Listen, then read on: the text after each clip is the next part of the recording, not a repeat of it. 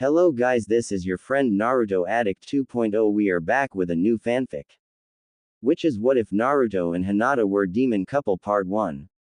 And if you enjoy this fanfic, then please press the like button and subscribe to my channel for more fanfic like this. And now let's start a new fanfic. Naruto-kun. A young female teenager's voice yelled as she chased after the blonde-haired Uzumaki Naruto, who was walking out of Konoha gates next to an old white-haired pervert. Huh, Hinata-chan. Naruto swiftly turned around to face the bluish-black-haired beauty known as Hyuga Hinata. She was about 14, same age as Naruto, with the lavender Hyuga eyes which were pupilless, a family bloodline. Hinata was already blushing. She knew of Naruto's training trip. He would be gone for 3 years. But she knew what she had to do. I came to say goodbye. Don't worry, I'll see you again in 3 years. Naruto smiled brightly, his blue eyes shining with excitement. No, you won't, Hinata thought to herself. Well, have fun, and don't get into too much trouble. She smiled at her crush. Me? Trouble? Never. He chuckled. She gathered all her confidence for this moment, embracing Naruto in a hug. She leant to whisper in his ear, "Love you, always," before pressing her lips to his gently. After today, she would never see him again, but he wasn't supposed to know that. Demon couple. 3 years later. I love you too, Hyuga Hinata. I know it may have taken me like 3 years to figure out my feelings for you, but I love you and I'm coming back for you.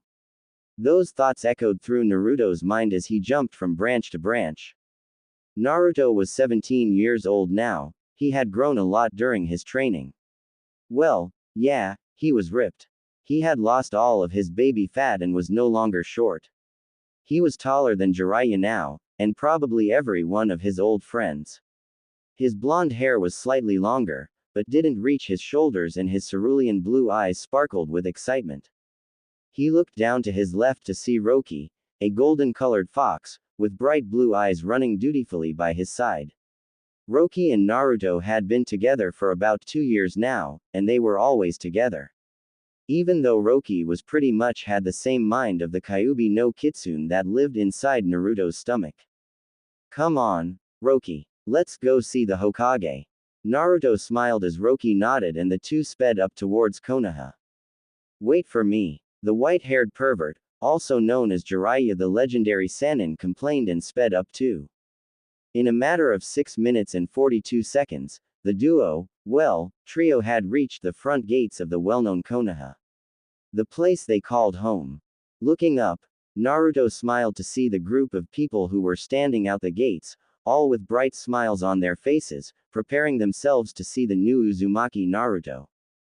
I'm home, Naruto yelled, and with a burst of speed, quickly reached the group, a smile on his face. Hey, Naruto, good to see you back. The first person who spoke was the abnormally pink-haired Haruno Sakura. The girl Naruto used to have a crush on. Hey Sakura. He smiled back at the girl. How cute. You've got a fox. Ino looked at Roki, who was still standing next to Naruto, wagging his tail excitedly. So what have you been up to? Choji, a slightly overweight man asked, absently digging through a packet of chips. Everything, Naruto said, looking through the faces of his friends. There was Sakura, Choji, Shikamaru, Tenten, Lee, Ino, Kiba, Shino, and even the Hokage, Tsunade, and her assistant Shizune, all there to see him. He noticed Hinata wasn't there with a pang of disappointment, but neither was Neji, so it was probably some clan thing. Sorry I'm late. Naruto smiled when he heard Neji's voice. There was a clan meeting and I had to be there. Another smile from Naruto. He was right. After a couple seconds, his smile dropped. Hinata still hadn't shown up. Hey, Neji. Where's Hinata-chan? Every person other than Naruto and Jiraiya's face dropped. And after seeing all their expressions, Naruto started freaking out. Is she okay? What happened to her? Is she alive? He couldn't bear the thought of the last question, so he turned to Tsunade, Ba-chan. What happened to her? Tsunade stepped forward. Calm down, Naruto. She's alive. So where is she? The hospital. He was just about to leave when a hand caught the edge of his jacket. He looked up to see Jiraiya staring down at him. Let her finish. Here, we'll explain all this in my office. Tsunade sighed, heading towards the Hokage mansion with everyone else following obediently. Demon couple. Once everyone was seated in the Hokage's office, with Naruto and Roki standing up in front of the Hokage's desk, Tsunade started to explain. It was 3 years ago. Right after you had left for your training mission. Hinata had gone missing, and no one knew why. That's when I got a note. Tsunade trailed off, searching through one of the drawers in her desk, and pulled out a folder. Gently taking a paper out of it, she handed it to Naruto, who started to read aloud. Wait, Tsunade interrupted, but the rest of you are unable to know the contents of this letter. So don't read it aloud, Naruto. That just made everyone else curious, but they did what they were told. Naruto continued to read, but this time not out loud. Tsunade-sama. First, I'm going to say sorry. Sorry for doing this to you, but I have to. I don't have another choice. You don't know how much I wish I did. But I guess it's for the best. Now I know I've got some explaining to do. I've left Konoha. For good. I'm sorry, but I can't come back. The reason why, my clan. Well, what used to be my clan? I was to be given the caged bird seal and thrown into the branch family to marry some jerk. But that wasn't the worst of it. Okay, before I tell you the rest, please don't tell the rest of my classmates this, apart from Naruto. I think he deserves to know. And tell him I meant what I said when I saw him before he left, hopefully he'll remember that. Anyway, I was never good enough for the clan, and when I was 13 I found out why. I am a Jinchuriki. I hold the Gobi, the five-tailed wolf. I guess my life was easier than most Jinchurikis though, because no one knew, except my clan. Even I didn't know until last year. Okay, well, they were going to take the Gobi out of me and place her in my sister. Hanabi shouldn't have to live like that. No one should. Plus, by taking the Gobi out of me, I would have died. And that really isn't on my to-do list. Anyway, I'm sorry. I won't do anything to hurt Konoha. I love you guys. Have a great life, and don't let this bring you down. And please, don't try to bring me back, because it will end in disaster. If I was to return, I will just end up dying by the hands of the Hyuga. Hyuga Hinata. No, for now on, I am Hinata. Just Hinata. P.S. Sorry. Tears were in Naruto's eyes by the end of the letter. And Roki was looking down. Since Roki had the Kyuubi's mind, they could contact to each other by their thoughts, so Roki knew everything Naruto knew. Naruto gently handed the letter back to Tsunade. She was like me. All this time, she was a Jinchuriki too. That thought just made those tears spill over his eyes. Where is she now? He tried to ask calmly, but you could hear the emotion in his voice. Tsunade sighed, blinking back her own tears, before digging her hand back into the folder, and pulling out another piece of paper. She has grown strong, was all Tsunade said as she placed the paper in Naruto's hands. Missing nin. Name. Hinata. Age. 17. Class. S rank. Location. Unknown. Information. Hinata left Konoha at the age of 14. Since then she has single-handedly slaughtered 3 of the Akatsuki members, earning her S rank. She is only accompanied by a large black wolf, known as Masaki, and seems to be no threat to villages. She is seen helping strangers, but is dangerous to be around. Strengths. Hinata excels in Byakugan techniques and taijutsu. She had created her own style of taijutsu which is virtually unbeatable. You do not want to go into close combat with her. She also knows a large variety of water techniques, and Masaki, the wolf, is also known for her various techniques. Hinata also has seemed to give Masaki the Byakugan, which no one has figured out how. Most techniques are suited for defense, but she does have a strong offense as well. If captured, she is worth $296,000 for her Byakugan and body in Kumogakure. Naruto glanced at Roki, wondering if Masaki had the Gobi's mind like Roki had the Kyuubi's. But Naruto had learned it from one of the elders in the Temple of Mizudane. Random word I made up, it's a place. His eyes suddenly widened in realization. Flashback. Naruto and Jiraiya were standing inside a large temple, and in front of them was an elder, Elder Gina. The elder smiled. I've had someone come to me not that long ago searching for the same thing. She was quite young too. I'd say she'd be the same age as you by now. Yes, Uzumaki Naruto, I am willing to help you. End flashback. I'm sorry, Naruto. If it helps, she really looked up to you. Tsunade sighed. Naruto nodded slowly. I know. All he wanted to do was find her. But he knew he couldn't bring her back. I'm going for a walk. He was about to walk away when Tsunade stopped him. Wait, Naruto. There was one more thing she left for you. Tsunade reaching into the folder again and pulled out a sealed envelope. We haven't opened it, since it wasn't addressed to us. She handed him the envelope with, please give this to Naruto, written on the front. Naruto took the envelope and disappeared out the door. Leaving everyone slightly disappointed, they all wanted to see what was in that envelope. But they knew it was probably private, so they let him go. Naruto was standing on the top of the Hokage Mountains. He was alone, well, apart from Roki who was always by his side. Sitting onto the ground, he gave Roki a quick pat on the head before staring back at the envelope. I know she meant a lot to you, Kit. Remember she said she loved you always, which means now too. Roki nudged Naruto on the shoulder, trying to comfort him. Naruto nodded, opening the envelope and pulled a piece of paper out, but something fell onto his lap. He gently picked it up to look at it. On a black cord hung a silver wolf.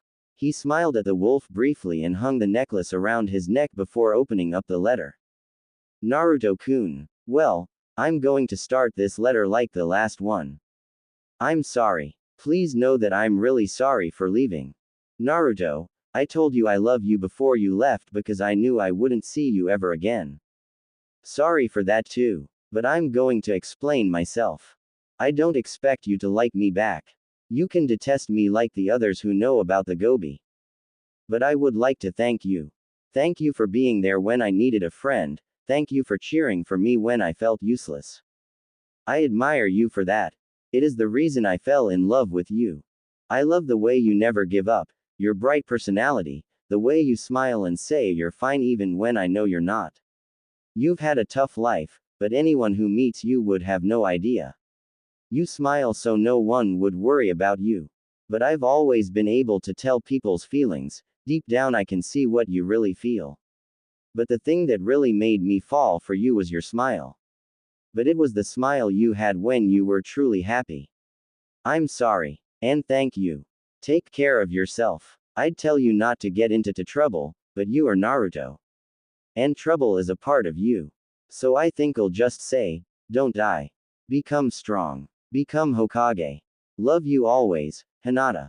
Naruto read the letter 3 times before gently folding it back up and putting it in the envelope. Tears fluently falling down his face. Why did she have to leave? It was her damn family's fault. Hinata-chan, please, I have to see you again. I need to tell you that I love you too. Roki was whining unhappily then. I don't like this Hyuga clan. Hinata didn't deserve it, but we will find her again. Whatever it takes. Naruto nodded agreement, sliding the letter into his pocket and stood up, looking out towards Konoha. I'll find you, Hinata-chan. That's a promise. The first thing Naruto did when he returned to Konoha was search out the Hyuga compound. As he trudged towards the compound he ran into Neji. Hey, Naruto, how are you feeling? Neji asked, slightly concerned. Naruto sighed, alright I guess.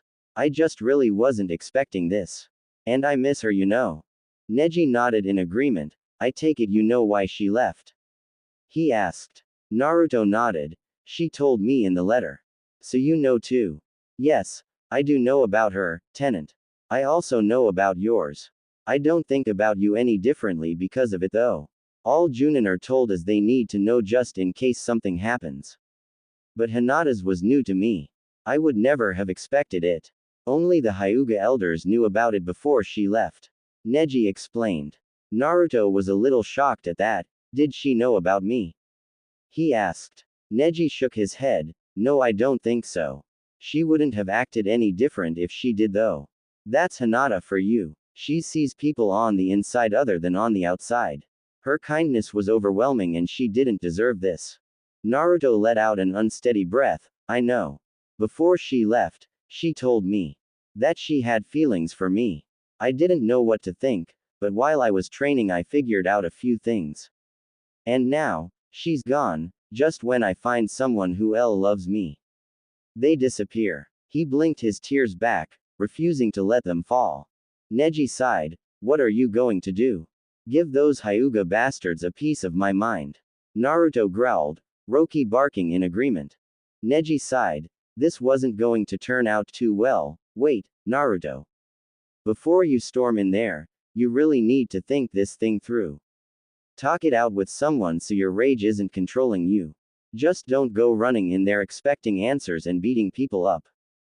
Naruto sighed, but who will I talk to? No one knows what I'm going through. You've talked to me, we've both decided to destroy the Hyuga, what more is there to it? Roki growled in annoyance. Talk to someone who cares. Someone you are close to. Neji walked off. I care. So it's decided. Let's go. Naruto ignored him. Who cares? Well, Hinata cares. And she's missing. I can't talk to anyone. They don't know about the Kyuubi, or Hinata's Biju. Naruto thought with a sigh and walked off towards his apartment, an unhappy fox by his side. Demon couple. Hey, Naruto. You're back. How are you doing? Learn anything new? Naruto heard the voice of his old teacher, Iruka, while he was on his way home. Yeah, Naruto sighed, I guess.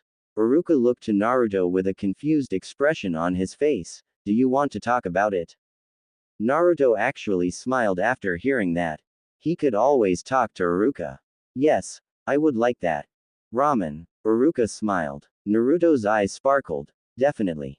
Demon couple. Naruto and Iruka had just ordered their ramen after a brief greeting with Tsuki and Ayame, the people that worked at Ichiraku, the ramen stand. Iruka and Naruto were seated at the far end of the stand, so they could speak in private without anyone else listening into their conversation. Roki was keeping lookout so no one would intrude. He knew Naruto needed to talk about this and was hoping Iruka would know something else about the Hyuga's disappearance. Naruto sighed loudly. I heard that Hinata left the village about 3 years ago. Iruka sighed unhappily. He heard about that. She had a lot of talent. Just none of those Hyuga elders knew how to appreciate it. Damn right. She has killed 3 Akatsuki members. I just wish she never left. Naruto said, depressed again. She was a kind young kunoichi. I could tell she was destined for great things when she was in the academy. She was a kind soul, the only one of your age that didn't laugh at you. I could tell she knew you were hurting.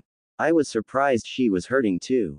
She was good at hiding it to make others feel better. Iruka sighed sadly. I saw her, before I left. Naruto admitted, she came up to me before I walked out Konoha gates. She said good luck and confessed to me. I don't know what to do, Iruka.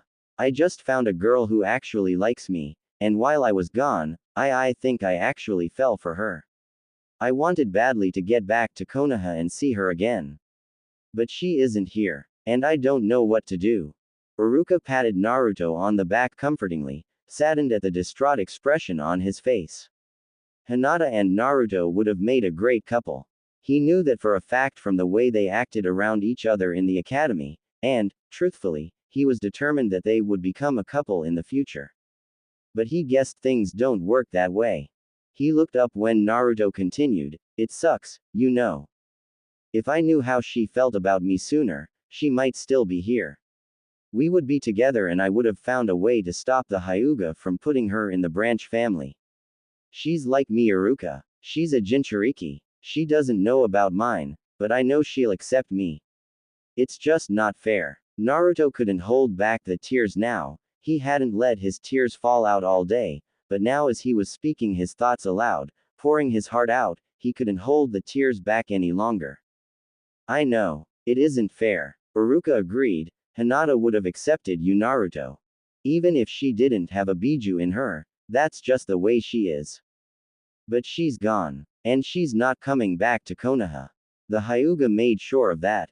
But even in the academy it was obvious she had feelings for you, Naruto. She won't demolish those feelings, ever. Iruka admitted. He knew it wasn't what Naruto wanted to hear, but he needed to know that she wasn't coming back. You just need to be strong. Like she is being strong now. If you can't be strong for yourself, be strong for her. She will always care for you, especially you. I know. She told me she'll always love me before I left. But I love her. I really do. And I want her by my side. Naruto complained. I'll do anything for that. She's away from her home, alone. I know what that's like. And it isn't a good feeling, being alone. I don't want anyone to feel like that, especially her. I love her. There's a chance you'll find her again, Iruka said comfortingly, intentionally not mentioning the fact that she probably wouldn't return with him to Konoha. Naruto shook his head. No, Iruka. It's not a chance. I will find her again. It's a promise. And I always keep my promises. He vowed, clutching his wolf necklace with his left hand. He intended to keep that promise. Demon couple. Talking with Iruka really helped Naruto. He was now lying on his bed in his apartment, staring at the roof with a small smile on his face with Roki curled up at his feet. I'll become Hokage. And when that happens, I'll stop this madness in the Hyuga clan. Then she will be able to return. Believe it. I still think we should massacre the Hyuga. They're too arrogant for my tastes. Roki put in his 2 cents. Naruto chucked at his accomplice. You're the most arrogant thing I know. There is not a day that goes by that I don't hear about your unbeatable power and how you would be able to destroy the world if you wanted to. Naruto sighed audibly, closing his eyes and letting sleep take him. Demon couple. A.N. Sakura is a bitch in this fic, okay. I have just decided that someone has to be evil, and she was chosen at random. Ino is just following along to whatever she says. Ino will actually be good in a few minutes, smiley face. A few days later. What's with all this secrecy around Hinata's disappearance? Sakura Haruno complained to her best friend, Ino Yamanaka. Ino shrugged. I'm not sure. I was told that she left because her family treated her badly and were going to send her off to Kumo because they'd pay for her Byakugan. She said confidently. She knew all about the gossip in Konoha. Ino was confused. Oh, yeah. You're right. Then why did she run away? I think she's a traitor. Sakura said stubbornly. I never really liked her. She's probably just taking the coward's way out and leaving Konoha. Ino looked to her friend, even more confused now, but Sasuke left Konoha too, and you don't call him a traitor. Sasuke would never do something like that. It's probably some secret mission so he can infiltrate Orochimaru's base because he's so strong and talented, only he can do it. Sakura decided, all dreamy-eyed. Ino had her doubts about that, but didn't dare contradict her. But hasn't Hinata killed 3 Akatsuki members? And isn't she S rank? I read that about her in the bingo book. Ino wondered. Sakura sighed at her best friend's hopelessness. That is obviously incorrect. You remember Hinata, don't you? She's a bad ninja. She really sucks. She would never be able to kill an Akatsuki member. Okay. Ino nodded, taking all this new information in. Then we gotta figure out why she left. Sakura just nodded in agreement, and I know who will know. Who? Sakura smiled. The only person who was able to read that letter today. Naruto. Demon couple. Naruto was walking around town, avoiding thoughts about the Hyuga so he wouldn't head over there and demand answers. But that was getting extremely difficult with Roki thinking up ideas how to torture the Hyuga, which, in turn, was running through his head. He smiled when he saw Shikamaru and Choji standing out the front of a barbecue restaurant, just what he needed to get his mind off of things. Shikamaru. Choji. Naruto yelled, running up to his 2 friends. Hey Naruto. Choji smiled. How are you? I heard you were pretty upset the other day. Shikamaru said, giving Naruto a knowing look. Naruto nodded, a little better, but I just have to get my mind off of things, so would you mind if I joined you? Come on then. The more the merrier. Choji said with a smile as he led the way into the barbecue shop. 5 minutes later they were all seated at one of the booths of the shop. I heard that Sakura and Ino were looking for you, Choji said as they started eating. Naruto gave them a confused look. What would they want me for? Shikamaru sighed. I'm not sure, probably something troublesome. To you, everything's troublesome. Choji sighed. Is there anything untroublesome? Shikamaru smirked. Of course, cloud watching. Naruto laughed. I don't see what's so great about clouds. They bore me. All they do is float around all day. Shikamaru was about to reply when they heard a voice being yelled at them. Naruto. We were looking for you. And Sakura was running straight for them with Ino by her side. What is it, guys? Naruto asked. We want to know about Hinata. Sakura demanded. Naruto's face visibly darkened. What about her? He asked suspiciously. We want to know why that traitor left the villa. Sakura started but was interrupted by Naruto. She is not a traitor, got that? She didn't leave the village to befriend the enemy like someone I know. So don't accuse her of it. Naruto said harshly, Roki growling at her in agreement. Shikamaru was watching this confrontation with one eyebrow raised. He was slightly confused as to why Naruto was so protective over Hinata.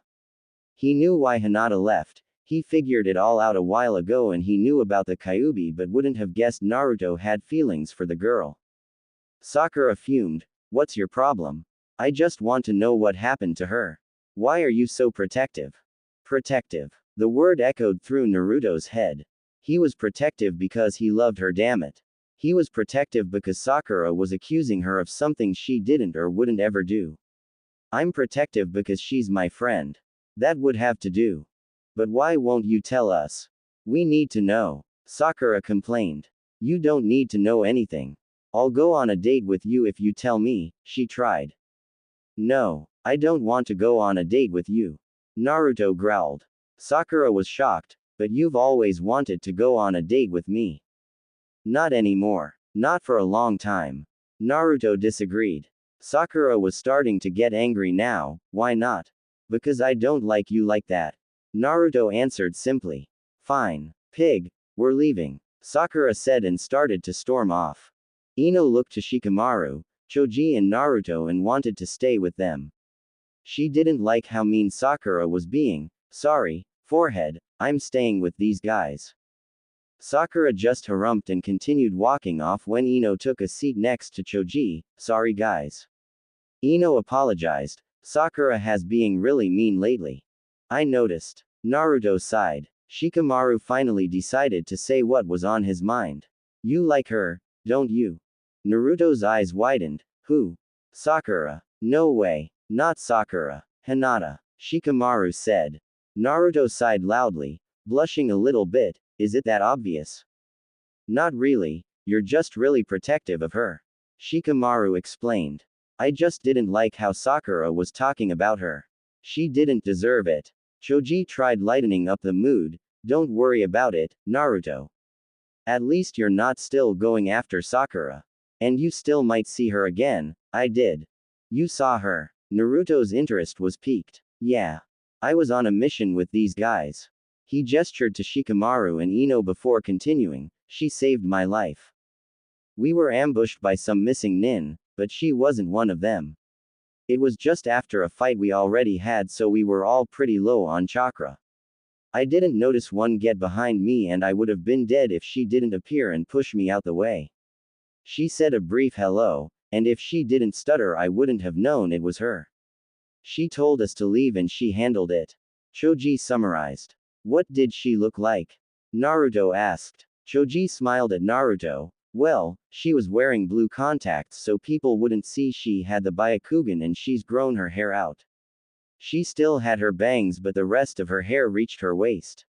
She wasn't much taller than I remembered her, but she had grown a lot. Naruto nodded, taking all this new information in. Thanks guys. I really needed to hear that she was okay. She still looks after Konoha even though she's a missing nin. He smiled slightly. She was really pretty too. Ino piped up, although I reckon her lavender eyes suit her better. Shikamaru smiled and patted Naruto on the back. Don't worry about her, she is strong enough to look after herself. Naruto nodded. I know. It was 7 o'clock in the morning when Naruto was called to the Hokage's office. He entered the office a little confused as to why he was there, since he had no missions for the rest of the week. Looking around the room, he saw a suspicious Tsunade sitting behind her desk and a concerned Shizune standing next to her. What's going on, Ba-chan? I don't get why I'm here. Naruto admitted. Tsunade sighed. Well, I got this for you. But I'm concerned and a little bit worried as to what it actually is. She explained, holding a letter out in front of her. It was sent to me, but is addressed to you. We have got our top sealers to try and open it and reveal its contents, but they have been unable to do so. So we are hoping that if we give it to the person it is addressed to, we will get some answers. She explained, handing it to Naruto. Naruto immediately put his guard up, just in case the contents of this letter were going to physically harm him or something. He took the letter from Tsunade and read the writing on the front. Tsunade-sama, give this to Uzumaki Naruto. I don't know where he lives, so I can't directly send it to him. You will not be able to open this. Only Naruto can. Thank you. A bright smile graced Naruto's face, his eyes sparkling. He knew who sent this. Tsunade also noticed the smile. You know who sent this to you? She asked. Yes, Hinata. He said happily. Tsunade was a little bit shocked as to how he knew that, and how Hinata could get an envelope only to open if Naruto was holding it, but let Naruto open it anyway, waiting for his response. The letter wrote, Naruto-kun, sorry for writing to you again. Especially if you don't want to see or talk to me because you hate me. But this is urgent. Well, not really, but I want to help you as much as I can. This piece of information I am about to give you will help you keep one of your promises. I will not write to you anymore, as you probably wish for me not to do so. I only shall do so if it is urgent or is something I feel the need to tell you. Okay, the whole reason I sent this to you and you only is because I am worried you won't get this piece of information if I give it to Tsunade. No offense to her. It's just she will probably think it's for the best that you don't know and she'd let the higher ranked people know. Okay, I'll start by telling you that I had a run-in with Uchiha Sasuke. He hasn't changed much, apart from now he's even more arrogant than before. If that's possible, after disposing of Kabuto, who he was with at the time, I had a heart-to-heart chat with him. I thought about knocking him out and sending him to Konoha, but I thought you should have the honor of doing that, and I wasn't sure I'd be able to defeat him without severely damaging myself, and I can't go to hospitals or anything because people will find out where I am. I rely on Gobi Chakra to heal me and I'm pretty sure that wouldn't be able to do the job. I am fairly certain that you are stronger than me, Naruto-kun, and you will be able to bring him back, just like you promised you would. Anyway, I managed to convince Sasuke that Uchiha Itachi was going to have a meeting with the Akatsuki near the edge of the east border of Fire Country. This will happen in a month. Be prepared, and I will be there to make sure you don't die. But don't worry, you won't see me. Please don't tell anyone where my whereabouts will be, I don't need any bounty hunters to know. Good luck and please don't die. Hinata and Misaki. XX. Naruto was in shock after reading that. Hinata knew where Sasuke was going to be. She was still helping him even though she was so far away. He smiled at the letter. Even when she wasn't here, she was making him fall more and more in love with her. There was also a map in the envelope, which had one spot on the east border of Fire Country circled in red. Finally, Naruto looked up to Tsunade. You might want to read this. He handed her the letter. I am going on this mission. He added, before she could even read it. Tsunade just raised an eyebrow at him and read the letter. Once she was done, she looked up to Naruto with a sigh. Fine. In a month, you will go with 2 others of your choice. And one of those has to be a Junin. Got it. Come to me when you have all that figured out. Naruto nodded and disappeared out of the Hokage's office. Demon couple, Kakashi-sensei. Naruto said, running up to the silver-haired man with a mask covering the lower half of his face and his headband covering his left eye. What is it, Naruto? Kakashi asked. I want you to train me. I need to know how to fight against the Sharingan. Naruto explained. Kakashi nodded. He was one of the select few that heard about Sasuke's whereabouts in a month. Okay, but I'll warn you. I'm not going to go easy on you. Naruto nodded. Good. Okay. Come to Training Ground 7, I'll meet you there.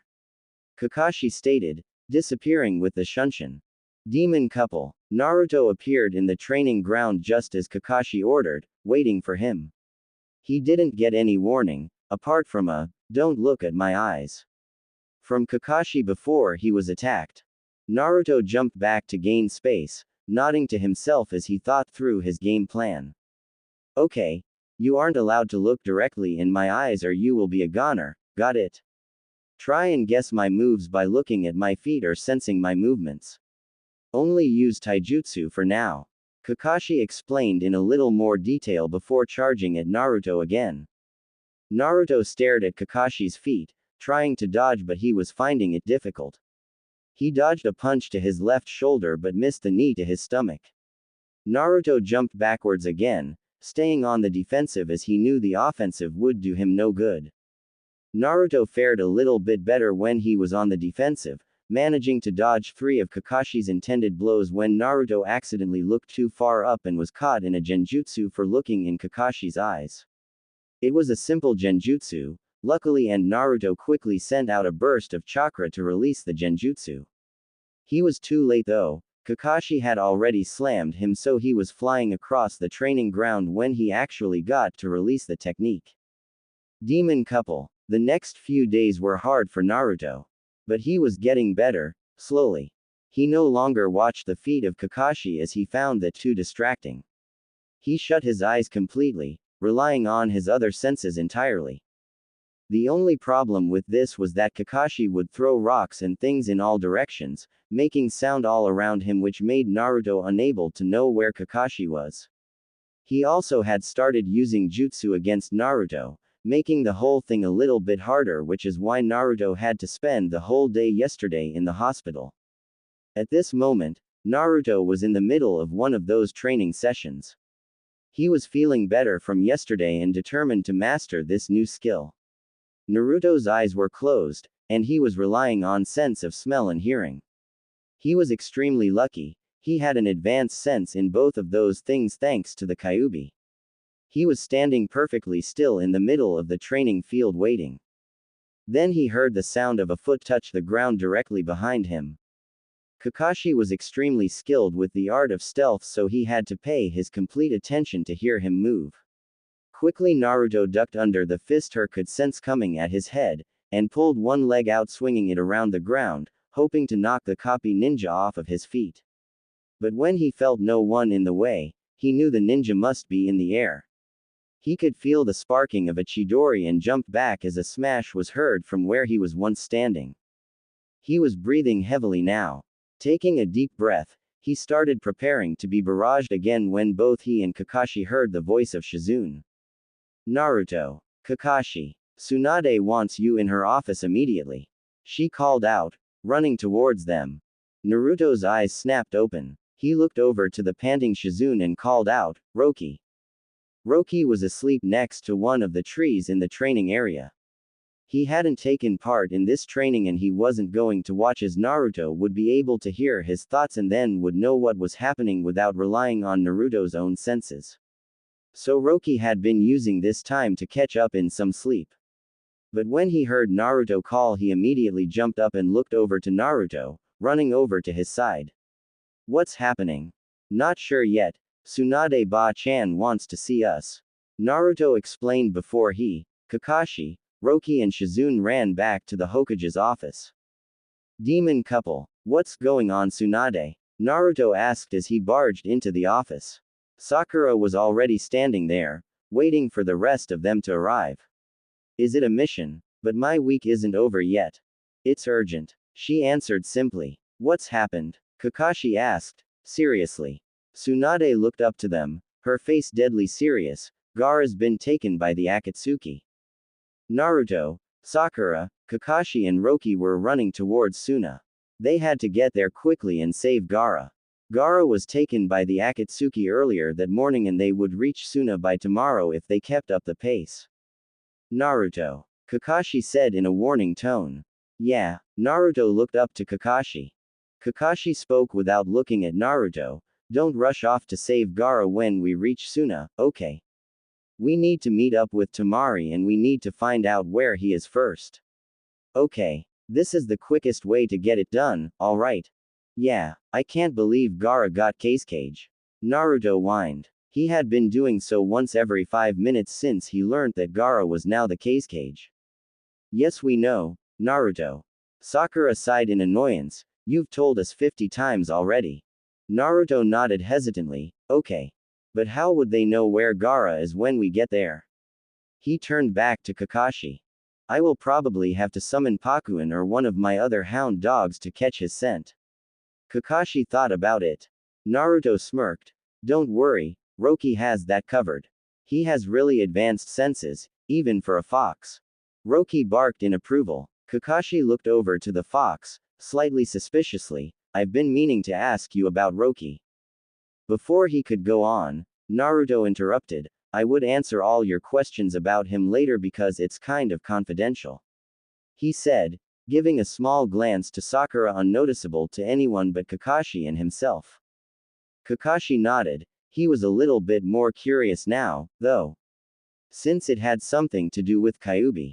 But let it go for the time being. Demon couple. Temari. We're the team from Konoha to save Gaara. Naruto yelled out when he saw the girl standing out the front of Sunagakure. Temari looked up, a bright smile on her face when she saw exactly who was on the team that would come and save her brother. Come. We need to find him as quickly as possible. Temari said urgently, heading towards the cage's tower. Team 7 followed Temari to the cage tower, where a secretary of Gaara was standing at the door, waiting for them to arrive. Misaki. Temari called out to the secretary, I'm going to go inform the elders, take them to where Gaara was taken and hopefully they will be able to collect his scent.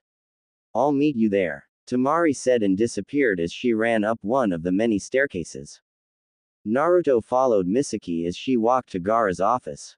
Roki. Naruto ordered, find Gaara's, or the Akatsuki's scent and tell me which way they took him. Roki just barked in recognition and pushed his nose to the ground. I'm coming with you. The door burst open, leaving a girl standing there panting heavily, her brown shoulder-length hair sticking slightly to her face as sweat dripped down. There's no way in hell that I'm going to stay here while my Gaara-kun's in trouble. She panted. But Matsuri-san, Misaki begged, Temari-sama already said that you can't go. Naruto looked over to the girl, who had obviously been under a lot of stress and walked over to her, gently putting a hand on her shoulder. It's okay. If I was in your position and the girl I loved was taken by the Akatsuki, there would be nothing in my way to get to her. But Temari's right. I promise I'll get him back for you. He said gently as the girl started breaking down again. Suddenly Temari was standing in the doorway. Matsuri-chan, you need to go back home, relax sweetie. Matsuri turned to glare at Temari. How can I relax? Gaara-kun might not be alive. I need to go out there and find him. But Mat-chan, Gaara wouldn't want you out there in harm's way. She tried, wrapping the crying girl in a hug. It was at that moment when the window burst open. Where did they take Gaara-ne? A feminine voice ordered, standing in the center of the room with a large wolf by her side. Leaving everyone surprised at this girl's speed. Naruto's breath was caught in his throat. All he could do was reach up and grab hold of the wolf pendant that was dangling down his neck and stare blankly at the gorgeous figure in front of him. She had blue eyes and her long bluish back hair trailed down to her waist. Her figure was still petite but had filled out a lot since he had last seen her.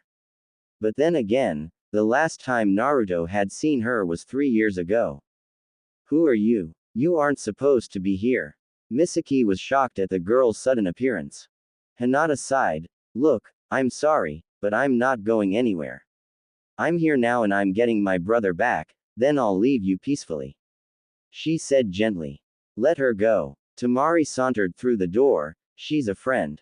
Thank you, Temari-chan. Hinata smiled at Temari. I would say it's good to see you again, but I'm not in a good mood. Well, you're going to help get my brother back, so that is all I need. Tamari smiled at the girl. Well, he's like a brother to me too. Hinata then noticed the crying Matsuri. Don't worry, Mat-chan. I promise I'll get Gaara back to you. Hinata said with a smile, leaning over to pat the girl on the back when she hit a chakra point, catching the girl as she collapsed into a light slumber. I've got Gaara's scent. Roki snapped Naruto out of his frozen state. Roki has Gaara's scent, Naruto said, before turning to the long blue-haired beauty. You can travel with us. He was silently hoping no one else would recognize her. He needed to ask her a few things before anyone would notice. Hinata turned around and nearly fainted at the sight of Naruto.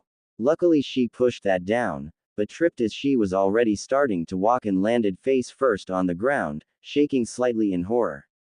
She got up, quickly controlled her blush and noticed Roki next to him.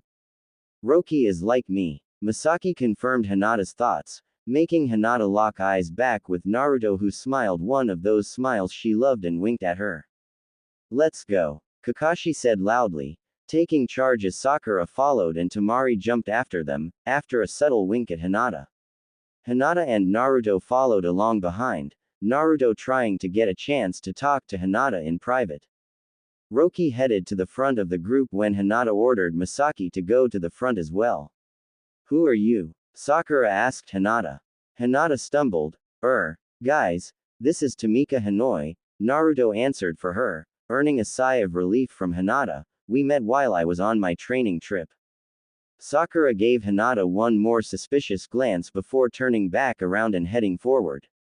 Hinata-chan, Naruto said quietly. Hi Naruto-kun, she whispered back. Oh man, I'm so happy to see you. He smiled, reaching over and engulfing her in a hug, lifting her off of the ground so they could keep moving towards Gaara. You're not scared of me. You don't hate me. Hinata blushed in Naruto's arms. You, Roki. Are you like me? She said quietly. He nodded. Yeah, you never really figured out why everyone hated me. Hinata smiled back. I'm not that smart. Naruto's smile disappeared. I got something to tell you after we save Gaara. He said, gently putting Hinata down so she could run again. Okay. She agreed. Thank you for not telling them. Hey, you're not off the hook yet. Naruto smirked. Mistress. Two Akatsuki are up ahead in a cave. They have Gaara. The fight with Gaara must have taken a lot out of them. They are both low on chakra. Hinata heard Masaki's thoughts. Naruto-kun, Hinata started. I know, Roki just told me. Naruto nodded. Hinata nodded, but added some things that he might not have known because Roki didn't have the Byakugan. They are both low on chakra. It obviously hasn't been long since they fought Gaara. At the moment they are vulnerable. But I don't want you guys getting hurt. Hinata looked down shyly. Naruto looked over to her. I could say the same thing. The two of you take out the Akatsuki and we'll take a detour. Roki thought to Naruto. Naruto nodded, grabbing Hinata's hand. Come on. He quickly made two shadow clones, one of Hinata and one of himself. We'll take out the Akatsuki. Roki is going to take them on a detour. Hinata nodded, silently informing Masaki about their plan before activating her Byakugan and heading towards the Akatsuki members. Demon couple. Hello again. Hinata smiled brightly when she walked up to the two Akatsuki members, Sasori and Deidara. Gaara was in Sasori's grip, unconscious. Hey, look, it's another little demon, Deidara smirked. Hinata frowned. That's not a nice way to speak to a lady. You tried to shave my precious hair off last time. Deidara shot back. I was just wondering if it was as smooth as it looked. Hinata continued in her gentle calm voice. I'll see how you look when you're bold. Deidara growled, and before he could jump at Hinata, something landed on him harshly. Now, I quite like Hinata-chan's hair as it is, thank you. Naruto was sitting on Deidara smiling brightly. Another one. We're too weak to take on two of them at once. Sasori jumped backwards, shying away from the demon containers. Naruto chuckled loudly. Did he just call himself weak? he asked Hinata. Hinata nodded. I think he did, Naruto. What are we going to do about that? Let's show him how weak he already is. Naruto smiled. Let's do just that. Hinata agreed, but I get Deidara-chan. I'm jealous of her hair. I didn't get to chop it off last time. Deidara fumed. I'm not a girl. Naruto acted like he hadn't spoken. Nah, I like your hair better. He disagreed, getting off of Deidara so Hinata could go at him and charged Sasori. I'll take on this guy then. Demon couple. Hinata charged Deidara, dodging all the clay birds that were thrown at her. She smiled. She had already fought Deidara before, so she knew she had to stay away from the clay because it can blow up any second. She quickly gathered her chakra as he stared to throw more and more clay creatures, chakra pulse. She yelled and pushed out a bit of chakra from each of her chakra points, throwing the clay in all directions. She knew she could only beat Deidara in close combat, all she needed to do was get close enough. She could make it to Deidara, but it was going to take a bit. She sighed. This was going to hurt and charged towards Deidara at top speed. The clay kept blowing up near her, but she moved at the last second so it wasn't going to hit a fatal position without stopping as she ran forward towards Deidara. Quickly activating her Byakugan, she ran in for a Juken palm to his stomach, when she noticed something wrong about Deidara. With a gasp in realization, she tried to pull back before her Juken palm could hit him, but she couldn't stop the momentum, and when her palm hit the Deidara, it blew up, sending Hinata flying to the wall of the cave and tumbling onto the rocky floor covered in scratches and bruises. Her eyes widened when she saw him heading to where Naruto was fighting Sasori and where Gaara was lying on the ground, still unconscious. Hinata ran, trying to get to Deidara before he could do something. Luckily she was faster than him, and quickly kicked him in the side, sending him into a tree near where Sasori was fighting. She was about to run back over to Deidara when she saw that he had already sent out clay towards Naruto. She wouldn't have been able to make it to him in time, so she yelled, Naruto. Whatever you do, stay away from the clay animals that are coming your way. Naruto looked up, clearly shocked by Hinata's shouting. Then noticed the clay heading for him. Nodding to himself, he created 6 clones to take care of him as he turned back to Sasori. He was already breathing heavily, as Sasori had 2 puppets out in front of him. But he was lucky. Thanks to the Kyuubi, he was immune to the poison the puppets were throwing at him. He charged again. He had already defeated a few of these puppets, so he knew he had to hit them in the joints to disable them. Ducking under the spears the puppets were throwing at him, he pulled out a kunai from in his holder and slashed it across the elbow joint. Then he had to jump up into the air, dodging the second puppet's axe. But now he was in the air, and falling down to where the puppets were waiting. Shadow Clone Jutsu, he yelled, creating 10 shadow clones and all started creating a Rasengan. Rasengan barrage. They all yelled at once, twisting in the air to dodge the puppets' moves, and each pushed a Rasengan into the puppets. There was a large explosion from the Rasengans and the real Naruto was thrown back and the clones disappeared in a poof of smoke. Getting back up with a bit of effort, he smiled when he saw the puppets on the ground, ineffective. Suddenly there was a large blast from the trees behind him, and he saw Hinata flying towards him. Quickly moving, he jumped towards her, catching her in his arms. Are you alright? He asked. She winced a little bit. Yeah. I'm fine. She sighed as Naruto put her back up in a standing position and she stretched all her aching joints. The group heard the blasts and were coming. Masaki warned, and Naruto glanced at Hinata and they both nodded, knowing each other got the news, and disappeared into the trees just as the group entered the battlefield. Okay, guys. Sakura Tamari and I will take the red head. You other 2 will take the girl. Kakashi ordered, making clone Hinata, Tamika laugh. Wait. Naruto disagreed. Me and Tamika will take on Sasori. He works with poison. I can smell it on him. The poison won't affect me, and Tamika is a venom specialist. Clone Naruto lied. Yes. That would be a good idea. Tamika agreed. Kakashi just nodded and, after a suspicious look to Tamika, ran towards Deidara, who was fuming. I'm not a girl, he yelled as the four disappeared deeper into the woods. Koth clone Naruto and Hinata disappeared then and the real ones jumped out of the trees they were hiding in. Okay, let's do this. Naruto said, smiling. Do you think they will be okay? Hinata asked, activating her Byakugan again. Naruto just smiled at her. Don't worry. They'll be fine. Kakashi-sensei will make sure everyone comes out in one piece. Hinata nodded, and then turned back to Sasori. The quicker we defeat this guy, the quicker we'll be able to find out. Both Hinata and Naruto charged Sasori, dodging his hits and attempting to land a hit on him. Hinata finally got a jukin to the side of his arm, when she felt nothing happen apart from a small twitch in the palm of her hand. Quickly jumping back, she called for Naruto to do the same before explaining, my jukin does nothing to him. She looked over to her arm, pulling out a splinter, then looking at it curiously, her eyes then widening in realization, he's made of wood. I know he isn't really made out of wood, but you know, he is in my story. Cheeky smiley face.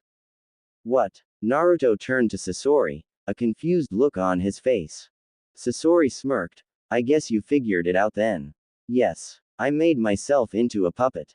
That's creepy. Naruto shivered. Hinata just nodded in agreement, thinking through what to do about this new piece of information.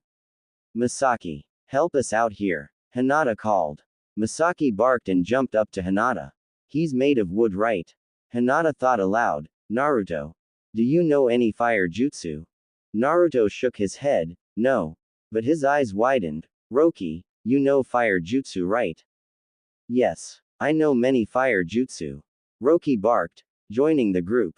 Okay, Roki, we need to set this guy on fire. Naruto looked over to Sasori. Roki's body was coated in a demonic red chakra as he started to use his Just You. Growing two more tails, he opened his mouth as a ball of red chakra was concentrated in his mouth. Suddenly the sphere burst out of him mouth into a large beam of fire that headed for Sasori, setting him on fire like they wanted. Good job, Roki. Naruto smiled at his companion. Now to finish this off. He charged towards Sasori, creating an Odama Rasengan in his hands before pushing in into Sasori's chest, which blew up, making bits of burning wood fly everywhere. Sighing, Naruto walked back to where Hinata, Misaki and Roki were waiting. Good job. Now let's see how the others are going and find Gaara. Hinata said as the four ran towards where they last saw Deidara. They were a little surprised when they reached the group and Deidara was nowhere to be found. Sakura was using medical Just You on an unconscious Gaara and the rest of the group were puffing slightly, but not nearly as damaged as Hinata and Naruto. Did you get him? Naruto asked, surprised at how unscathed the group was. No, we could barely fight him before he ran. Kakashi explained, said something about 3 demons. He gave a pointed look to Hinata, a little cautious. Naruto looked over to him, don't worry. She's fine. Trust me. Sakura narrowed her eyes at Hinata, Tamika, why are you here? You aren't wearing a headband or anything, yet you know how to fight. Hinata looked over to Sakura with an innocent expression, Gaara has been like a brother to me while I've been through some tough times recently. When I heard he had been taken by Akatsuki, I had to come as fast as I could to help him. That doesn't explain how you know how to fight. Sakura growled. Naruto glared at Sakura, she doesn't need to answer to you. Why are you so grumpy these days, Naruto?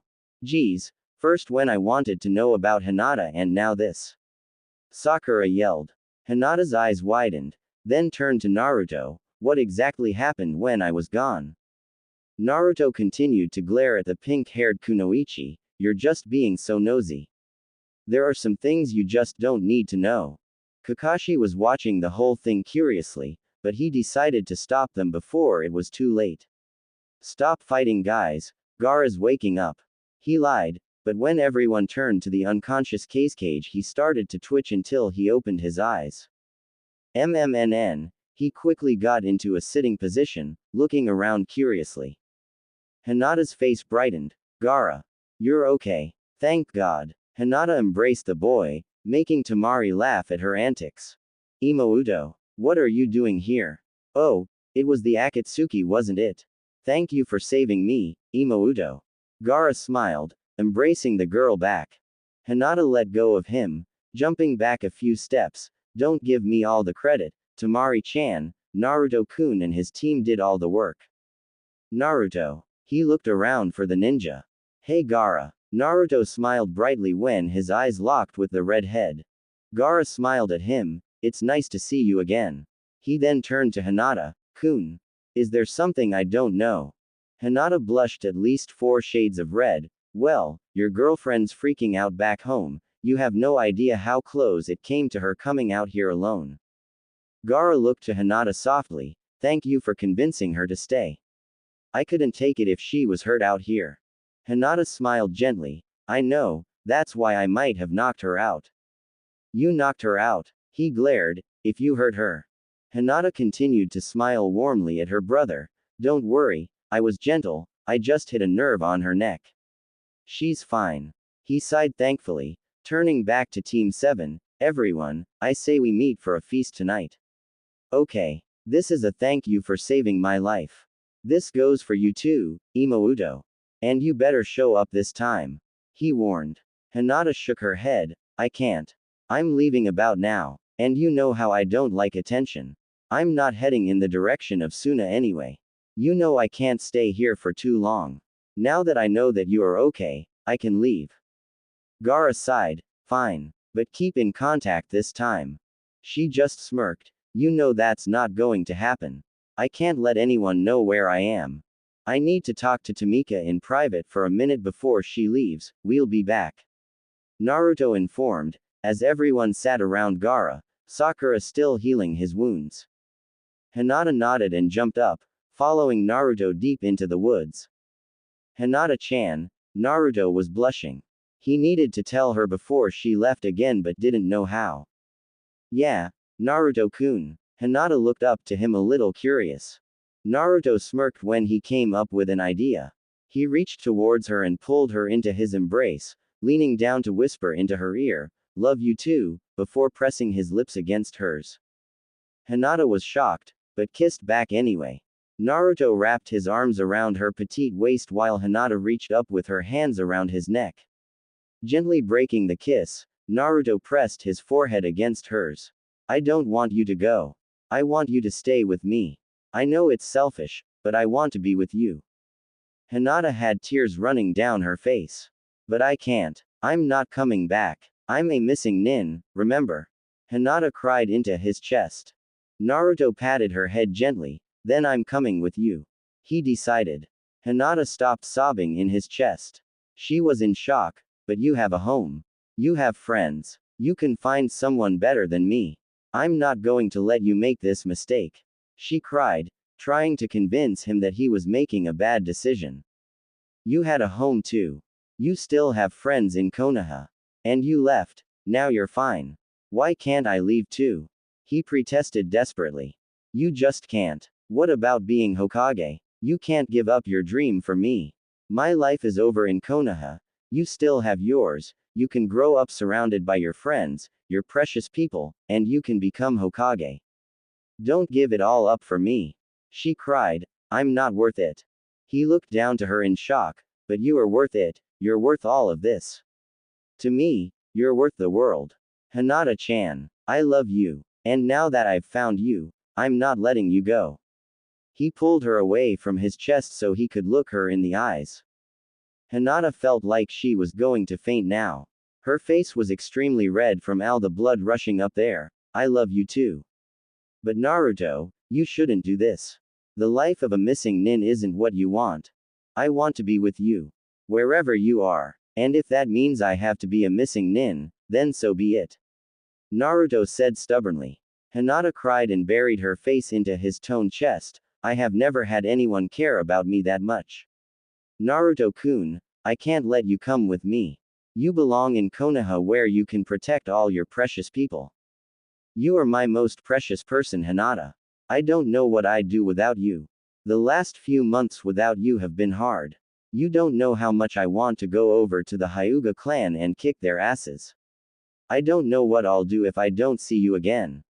Naruto was crying now, embracing Hinata, holding her against him. not willing to let her go. Hinata took in a deep shaky breath. Okay. You got my note about Sasuke, right? And with a nod from Naruto she continued, in 2 weeks he'll be there. I will meet you there. In that time I really want you to think about your decision. Tell me in 2 weeks what you decide. I'll miss you. She took a few steps back, preparing to leave. Love you. Before she could run, a hand caught her by the wrist, spinning her around to face Naruto again. Naruto reached with his other hand around his neck, pulling the necklace Tsunade gave him off of him. Here. Something to remember me by. A promise that I'll see you again. He placed the necklace around her neck. I'll miss you too. Be safe. He leaned down and his lips were against hers again, gently caressing each other. Naruto wound his arms back around Hinata's waist, deepening the kiss and getting closer to her. Hinata's hands found their way to Naruto's head, massaging his hair with her fingers as Naruto licked the bottom of her lip asking for entrance. She was about to accept his tongue when he pulled away for a second. Just long enough to call out to Roki, Roki, if anyone tries to interrupt, kill them. He said, before turning back to Hinata and found her lips against his again. She opened her mouth this time, allowing him access. His tongue roamed around her mouth, making her moan into his mouth in appreciation, her tongue dancing with his. Finally they broke the kiss, both panting heavily but refusing to let each other go. 2 weeks. Hinata sighed unhappily. Naruto nodded with his chin rested on her head. I'll be there, don't worry. I'll miss you. Love you. Love you too, so much. Tightening her grip slightly she laughed humorlessly. I can't believe that today has become my happiest and the saddest day of my life. She sighed when he nodded in agreement. See you soon. She reluctantly left his embrace, and after one more gentle kiss on his lips, she disappeared into the forest.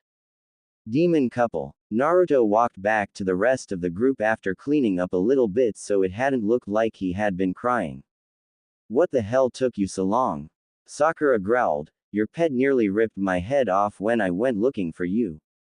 Naruto had to hold back a chuckle and raised an eyebrow to his furry companion. You said kill them, Roki reminded. Naruto thought for a moment before replying, good job. Thankful that no one interrupted. He then turned back to Sakura, you probably did something to piss him off. He doesn't like being called a pet either. I really don't think he likes you. Naruto bit back a smile before walking over to the suspicious Kakashi. What's going on, Naruto? He asked when Naruto reached him, are you okay? No, but I will be in 2 weeks. And the conversation ended, leaving Kakashi with tons more questions. Where's Tamika? Sakura asked. She left already. Naruto sighed sadly. Gaara just raised an eyebrow at Naruto wondering what he was thinking about. Come on, guys, we better get back to Suna. Kakashi said as the 5 ran back towards Suna. Demon couple. Gaara-kun. Matsuri's voice echoed throughout the desert as the retrieval team reached the gates of Suna. Gaara looked up, and braced himself for impact as Matsuri came flying at him, latching herself onto his torso, burying her face into his chest with tears streaming out of her eyes. Gaara patted her hair affectionately. Don't worry, I was taken care of, the team from Konoha and Imouto saved me. Please don't worry about me. How can I not worry about you? I love you, and I can't help but worry. Just promise it won't happen again, that no one will take you away from me. Matsuri pleaded, lifting her face from his chest and looking up into his eyes. Gently, Gaara placed one hand on each of her cheeks, gently wiping her tears away with his thumbs. I promise. We'll stay together. And I'll never leave you, okay? She smiled, wrapping her arms around his neck and pushing her lips to his. Thank you, she mumbled, breaking the kiss. The rest of the group sighed at once, and realizing that they were being ignored, Tamari took charge. Come on, I'll take you to your hotel where you can change. She said, giving one last small smile to the couple before leading the group away.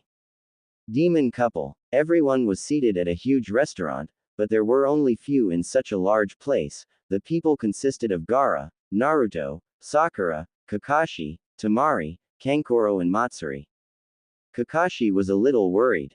Naruto had been acting strangely, so he sat next to him and decided to ask what was on his mind. Naruto sighed at the question. Trust me. A lot is on my mind at the moment. You want to talk about it? Kakashi urged. Not really. It has something to do with Tamika, doesn't it? Or should I call her Hinata?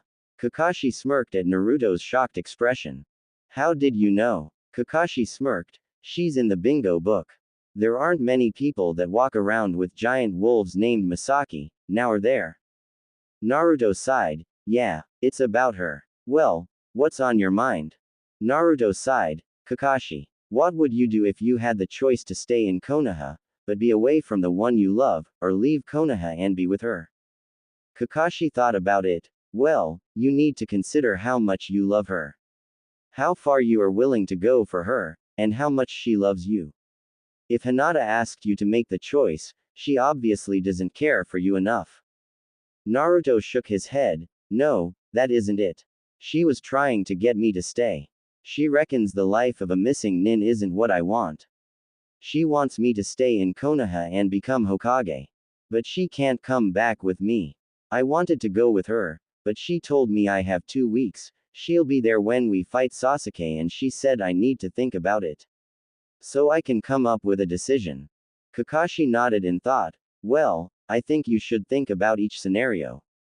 Okay, Naruto, what would you do if you were left in Konoha? You had finally become the 6th Hokage and everyone in Konoha acknowledges your skills. Your dream finally came true. But Hinata wasn't by your side. You couldn't see her. She was pretty much dead to you. Would you enjoy it? Naruto scrunched his face up in thought. Sure, I would finally have achieved my dream, but it wouldn't feel right. I think I'd still feel alone. I'm not sure that is what I want. I want to become Hokage so I can protect my precious people, but if my most precious person isn't with me, is practically dead to me, I wouldn't be able to take it. Kakashi smiled slightly at Naruto. Well, then, what if you were a missing nin? You had many bounty hunters after you, and don't forget the Akatsuki. You wander around cities, sleeping wherever you can find. You no longer live in Konoha. You no longer thrive to protect your home, but you had the one you love by your side every step of the way. Naruto was racking his brain to what he thought of that. I think, man, this is so confusing. I think I would be okay. I'd have to worry about numerous threats and people after me, and I wouldn't have a home, but Hinata would be with me and I wouldn't be alone. She'd help me fight the Akatsuki, run from our enemies and stuff. But I don't know if I can live on the run like that. She'd be in danger all the time. Arg, she already is in danger all the time. And I'll have no alliances with other cities, friends all but forgotten. Kakashi-sensei, why does it have to be so hard? He yelled, threatening to pull his hair out in the way he pushed his hands through it. Kakashi sighed at his student. I can't help you with this. This is your decision and your decision alone. You need to come up with an answer. And you will have to live with the consequences. Just think about it. Ask for advice, but not the answer from others. No one will be in the same situation as you and all would act differently if in so. You need to find out what you would do, not what someone else would do. Think about every different circumstance, and how you would react to each one. Only then you will have an answer. Naruto sighed. Turning back to his food, he sat there eating in silence, thinking about all that Kakashi had said, but getting more and more confused after each thought. He sighed, standing up and preparing to leave to the hotel when he saw some fortune cookies sitting in a basket.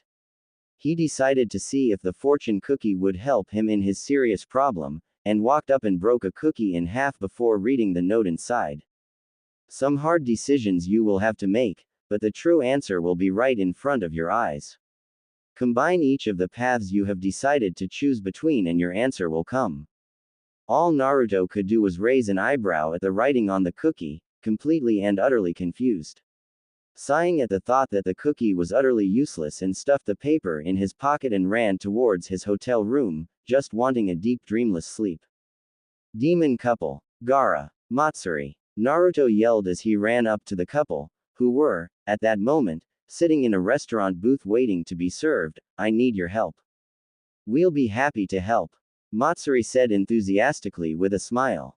What's on your mind? Does it have something to do with a certain missing nin? Gaara asked with a knowing smirk.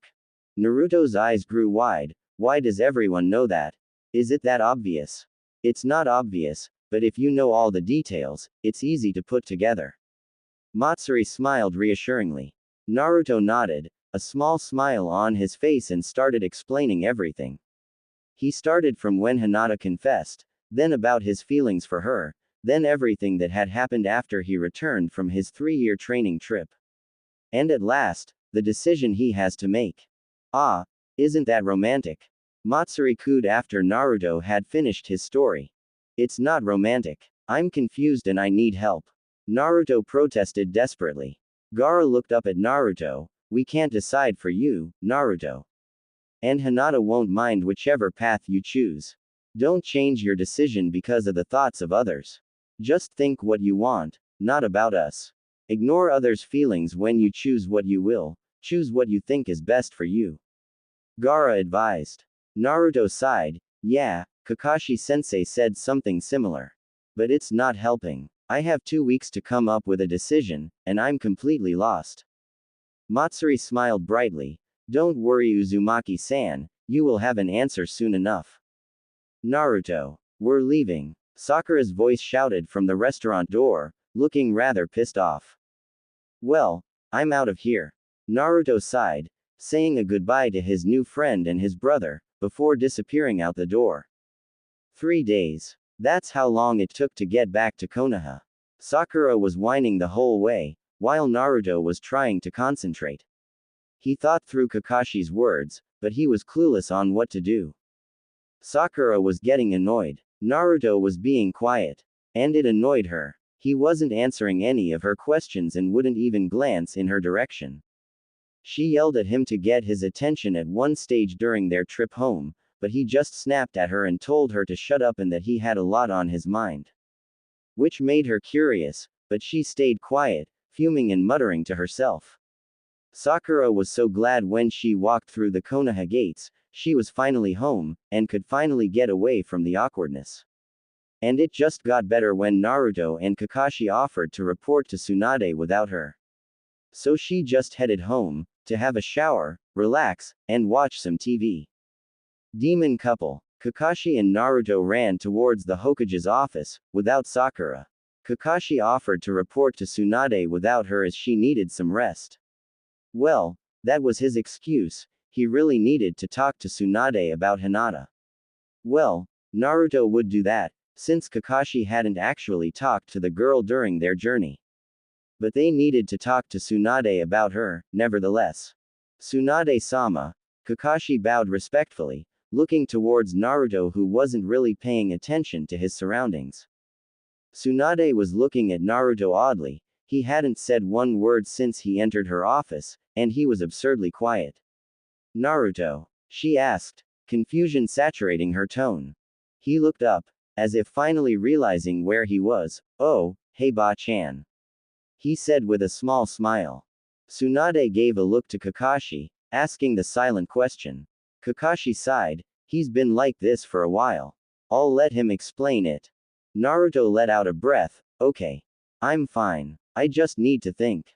Hinata was in Suna. Kakashi explained, urging Naruto with his elbow to continue.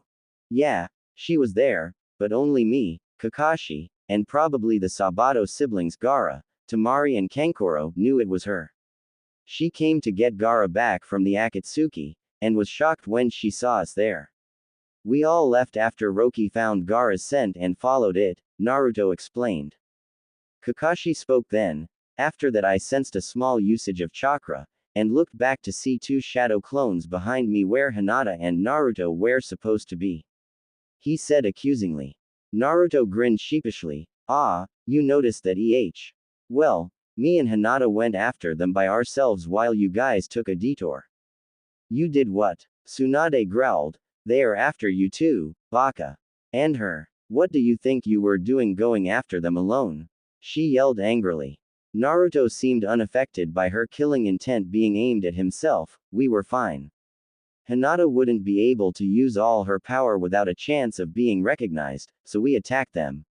We were doing well, when Hinata informed me that the rest of the group was coming, so we jumped into the trees, waiting to come out when no one noticed. Well, Tsunade raised her eyes expectantly. Did you get them? Deidara escaped before we could even battle, but Naruto and Hinata killed Sasori. Kakashi informed. Thank you for your report. You may leave now, Tsunade said with a smile, waiting for them to leave her office. No, there's one more thing you should know. Kakashi said quickly. Naruto, you really need to tell her of your decision. Tsunade raised an eyebrow towards Naruto. Decision? What decision? Naruto sighed. Well, before we left, I talked to Hinata privately. And I tried to talk her into coming home, but she wouldn't. Then I offered to go with her, which she also said no. She's given me 2 weeks until I see her, to come up with a decision on whether to go with her, or stay here.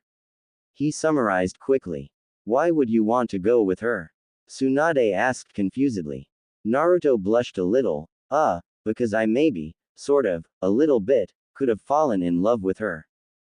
Tsunade's eyes widened at that, and a wide grin spread across her face. Well, what do you know? I can't believe you like her. She's been in love with you for years, and you were so dense. Someone would have to spell it out for you to get you to understand. She started, but Kakashi interrupted. That still wouldn't work. He probably couldn't spell. He chuckled. Naruto just sighed. Fine. If you're going to sit here offending me, I think I'll leave. He stood up, about to walk out the door when he heard Tsunade's voice. Just tell me when you come to a decision. I need to know. Okay, she said gently, and after a nod from Naruto, he disappeared out the door. Demon couple. Naruto sighed, breathing heavily and lying on his back, looking up at the sky. He had been training all day to get his mind off of his thoughts. He knew that his mind had been so filled up with thoughts about Hinata. Naruto had decided that if it was going to keep him up at night, he was going to make sure he's too busy to worry about it all day. He sighed, sitting up and grabbing his head. Here he was thinking about her again. But he couldn't help himself. He jumped up, and started walking home, annoyed with himself and his dumb brain that wouldn't stop thinking. He had 3 days until he saw her again. 3 days. And he didn't have a decision. Naruto was starting to really freak out. He was trying to think of every possible solution, but he was getting nowhere. He stayed up late, often dozed off in the middle of conversations with people. He'd never though this much in his life. I don't want to leave Konoha, and Hinata doesn't want me to be a missing nin, but Hinata isn't coming back to Konoha and I want to be with her. He remembered the fortune cookie. Some hard decisions you will have to make, but the true answer will be right in front of your eyes. Combine each of the paths you have decided to choose between and your answer will come.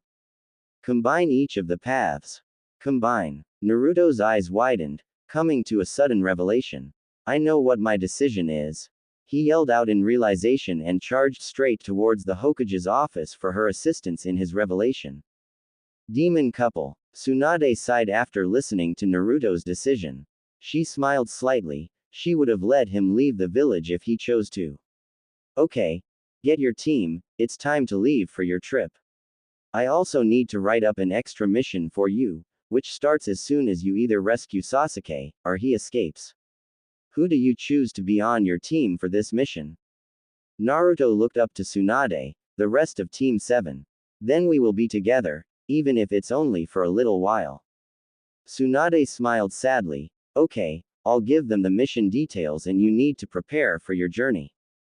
Naruto looked up to her one more time before he left. Can you not tell them of my decision until they get back? Yes, now get packing. Demon couple. Okay, come on, let's get Sasuke back, Kakashi said, voice full of authority, as Team 7 stood out the front of the village, just outside the village gates, early the next morning.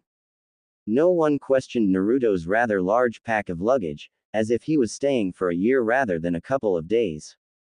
But the team just guessed the pack he had was stacked full of ramen, and took no note of it. Because, truthfully, he had done it before. Hi. Naruto and Sakura called at once, all darting off in the direction that Sasuke was said to be in 2 days. Sakura, Kakashi and Naruto had been traveling for 2 days now, and were coming close to their location.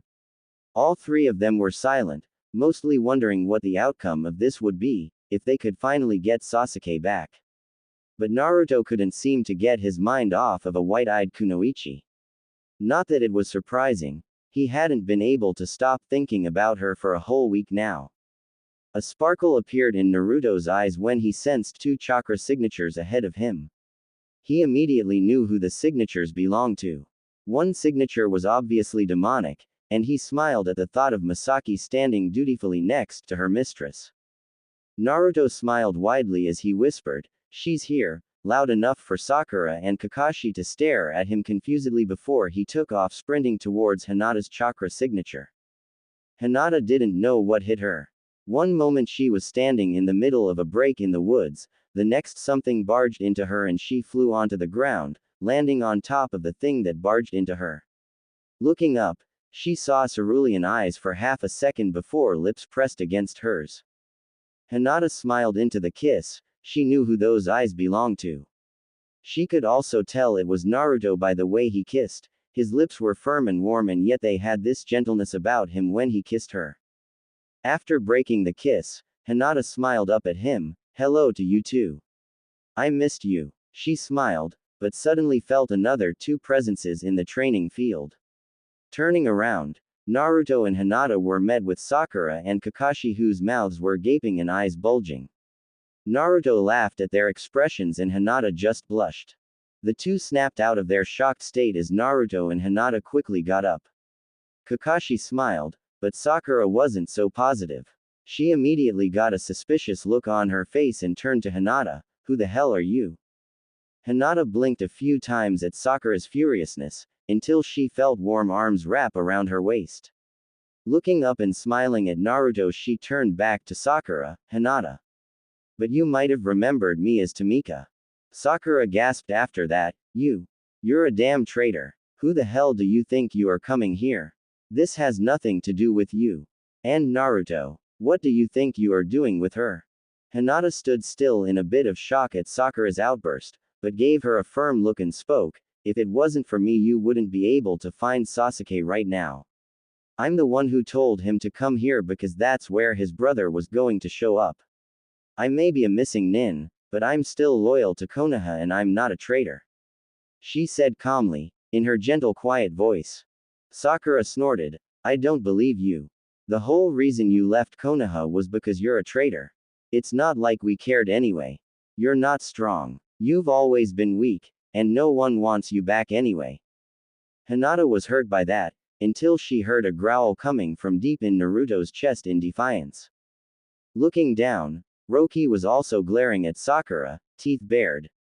"You know what, Sakura?" Hinata looked up at her, determination glinting in her eyes, "You can call me weak as much as you want. I don't care. I've been told that for my whole life, that I was weak, useless. But now I know that I'm strong. And that's all that matters. And you want to know why I left Konoha? I left because my family was planning to kill me. You see, I have been burdened my whole life, with something I didn't even know I had until I was 13. And then they were going to relieve me of my burden, which would have killed me, and given it to my sister. I'm not going to let Hanabi live through what I have. So don't make accusations when you don't know what's going on." Sakura just rolled her eyes and was about to speak when Kakashi interrupted her. "He's coming." Hinata nodded to herself and removed herself from Naruto's arms, "Hide and conceal your chakra. I don't want him to see you yet. If he sees you he'll know it's a trap and leave. So stay hidden," she ordered. That was when Sasuke showed up, running over to Hinata and grabbing her by the collar, "Where's Itachi?" he ordered. Misaki immediately started growling at him for threatening her mistress, but Hinata spoke up, "Misaki, don't fight," she said then, as Misaki took a step back, turned to Sasuke, "I'm not going to fight you. There's no need for violence, Sasuke." Sasuke glared, but let her go and asked, "What are you doing here? I don't want to see you again. You better not be following me." Hinata sighed. I'm not one of your fangirls. So why would I possibly be following you? I really don't care what you do. Then why are you helping me find Itachi? Because the Akatsuki are kind of after me. And it would be a lot easier if he was out of the picture. Hinata explained, a story she had already thoroughly thought through. Why would Akatsuki want you? You're not a Jinchuriki. Wait, are you? Sasuke guessed. Those reasons are none of your business.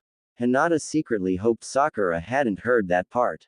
I never would have guessed. You are a Jinchuriki. I guess you would be a worthy opponent for one day. Coming from the girl who ran away from Konoha. You're a missing nin now. Lots of people will want to kill you. Sasuke said bluntly. Hinata sighed, and I'll deal with that as it comes, even though I left my home, doesn't mean I'm not still loyal. Sasuke's eyes widened. What have you planned? He knew something wasn't right as soon as the word loyal came out of her mouth. He took a couple threatening steps forward, narrowing his eyes. Itachi isn't coming, is he? Well, about that, Hinata kept backing away from him. That's when Team 7 decided to show up.